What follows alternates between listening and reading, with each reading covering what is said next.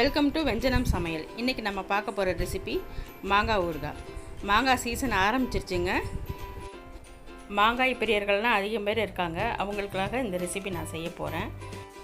இந்த சமயத்தில் நீங்கள் செஞ்சு வச்சுக்கிட்டிங்கன்னா ரொம்ப டேஸ்ட்டாகவும் இருக்கும், ரொம்ப யூஸ்ஃபுல்லாகவும் இருக்கும். இப்போ மாங்காய் ஊறுகாய் எப்படி செய்யலான்னு பார்க்கலாம் வாங்க. இப்போ இந்த சைஸில் உள்ள மாங்காவை 2.5 மாங்காய் எடுத்திருக்கேன். இதை நல்லா கழுவி சுத்தம் பண்ணி ஈரம் இல்லாமல் தொடச்சி எடுத்துக்கோங்க. கொஞ்சம் கூட தண்ணி இருக்கக்கூடாதுங்க. ஊறுகாய் செய்கிற பாத்திரத்துலேயும் தண்ணி இருக்கக்கூடாது, மாங்காயிலையும் தண்ணி இருக்கக்கூடாது. இந்த ஊறுகாய்க்கு 4 ஸ்பூன் தனி மிளகாய் தூளும் 2 ஸ்பூன் காஷ்மீர் சில்லியும் எடுத்திருக்கேன். 100 கிராம் நல்லெண்ணெய் எடுத்திருக்கேன். 1 ஸ்பூன் வெந்தய பவுடர், 3 ஸ்பூன் பெருங்காய பவுடர். இப்போ மாங்காவை இந்த மாதிரி பொடி பொடியாக நல்லா கட் பண்ணி வச்சுக்கோங்க. இந்தளவு கொஞ்சம் ஃபைனாக கட் பண்ணிக்கிட்டிங்கன்னா தான் நல்லாயிருக்கும்.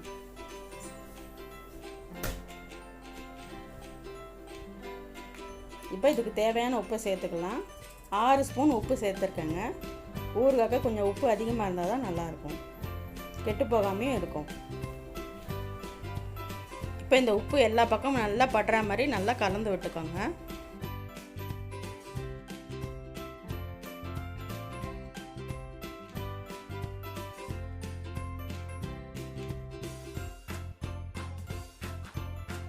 நல்லா கலந்து விட்டாச்சு. இப்போ கலந்து விட்டதுக்கப்புறம் ஒரு 10 நிமிஷம் இதை அப்படியே வச்சுருங்க. உப்பு நல்லா ஊறி அதிலேருந்து தண்ணி வெளியே வரும். இப்போ 10 நிமிஷம் ஆயிடுச்சு. பாருங்கள் எப்படி இருக்குன்னு பார்க்கலாம். பாருங்கள், இந்தளவுக்கு தண்ணி நல்லா வந்துருச்சு.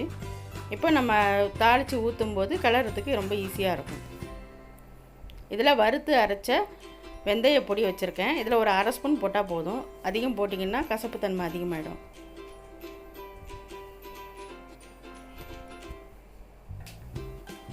அடுத்து பெருங்காயத்தூள் சேர்த்துக்கலாம்.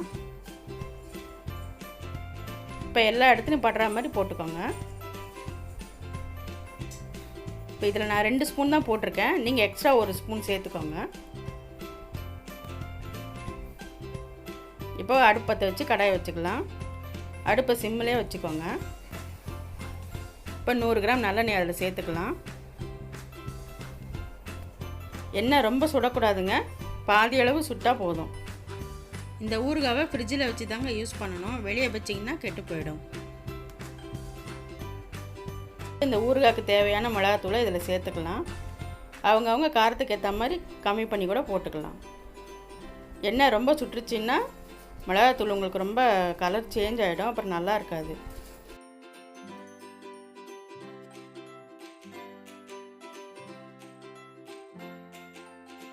இந்த அளவுக்கு நல்லா கலந்து விட்டதுக்கப்புறம் லேசாக கொதி வருது பாருங்கள். இந்த ஸ்டேஜில் அடுப்பை ஆஃப் பண்ணிவிட்டு நம்ம மாங்காயில் சேர்த்துக்கலாம்.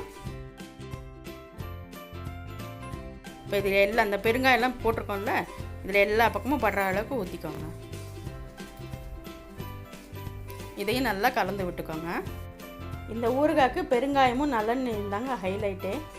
அது ரெண்டுமே அதிகமாக இருந்தால் தான் நல்லாயிருக்கும், ரொம்ப டேஸ்ட்டாக இருக்குங்க. எல்லாம் நல்லா கலந்தாச்சு. இதையும் ஒரு 10 நிமிஷம் மூடி வச்சுருங்க. இந்த ஊறுகாய் தயிர் சாதத்துக்கும் சாம்பார் சாதத்துக்கும் அப்படி இருக்குங்க, செம்ம டேஸ்ட்டாக இருக்கும்.